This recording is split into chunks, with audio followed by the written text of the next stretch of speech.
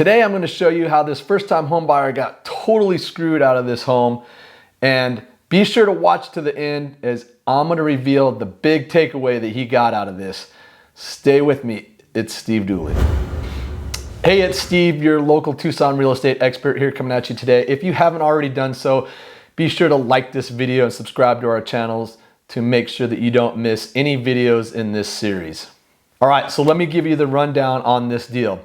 So we have a client, he's a first-time home buyer, and he has been out searching for homes in our market for about 2 months. We have placed 5 or 6 offers, and we have had yet to get one under contract.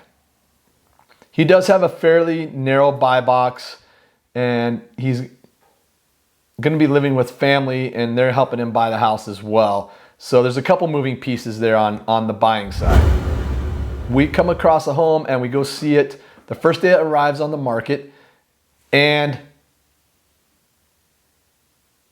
this house happens to be a 10 out of 10, actually checks all of the boxes, meeting all of his criteria. So it is kind of that one quote, perfect house out there. On a Thursday, we place the offer and give them till 6 p.m. the next day, standard 24-hour response time. The listing agent doesn't respond, and around 6 p.m. I follow up to ask her what the story was about our offer. There were no other offers in at this time, and we were kind of first to the table on this particular property. The agent tells me a story of how the seller's family member had recently died, and they were very distraught and they were busy with work, so they weren't going to be able to get back to us until the following day around 3 p.m., which would have been Saturday. If you weren't already aware, once our offer response time had passed, then our offer technically was voided, and we could actually go out and look at other houses and move on with our lives. However, my client really kind of fell in love with this particular property, and I let him know that we had the option of looking at other homes, or we could kind of just wait and see what they came back with as a response. Of course, just the way all this went down, spider sense was tingling. So we entertained the listing agent and we waited around till 3, and lo and behold, no answer. Reached out to her again, and then she informed us that they had another offer come in and that they were going to counter that offer, as it was a little bit lower than ours, but they liked their conventional loan better than our FHA loan. So they were going to counter the other offer and basically not go with our offer unless that one fell through. Equals, my client got totally screwed. The agent was simply playing games and feeding us a story just so they could buy more time to see if they could get more offers in. So what's the big takeaway out of this whole scenario for my first-time buyer client?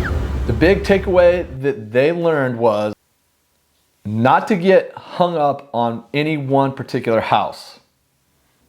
If you get hung up on a house and for whatever reason it doesn't pan out, then buyers become extremely devastated.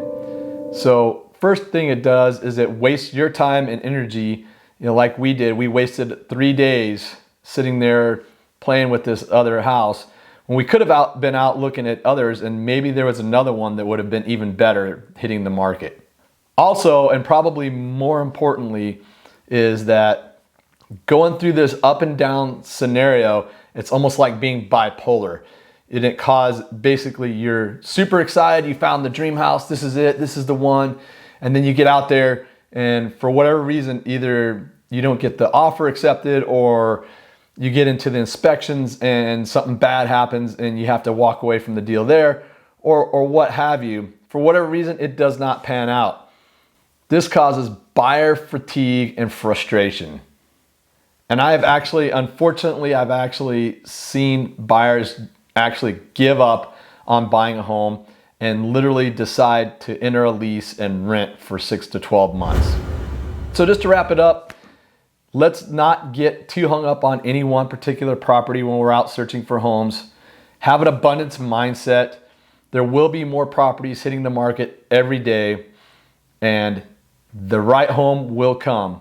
Do not change your buy box, do not change your price point, and don't become house poor, because that's the worst thing out there.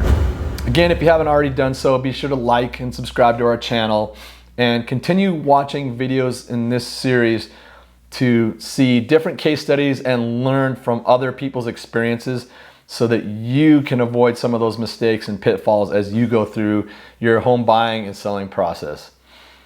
Thanks for watching. It's Steve Dooley.